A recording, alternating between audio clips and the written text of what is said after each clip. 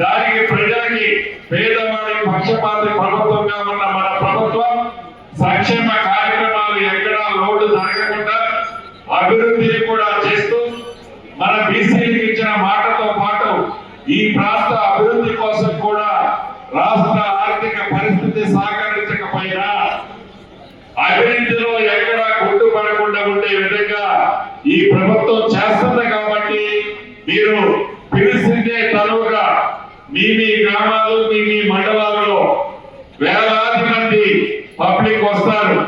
ఇవాళ ఏదో ముఖ్య కార్యకర్తల మీటింగ్ అనుకుంటే నేను అనుకున్నాను ఒక 100 మంది 200 మంది వస్తారనుకున్నా, కానీ వేలాది మందిగా ముఖ్య కార్యకర్తలు వచ్చారంటే ఇదే సిగ్నల్.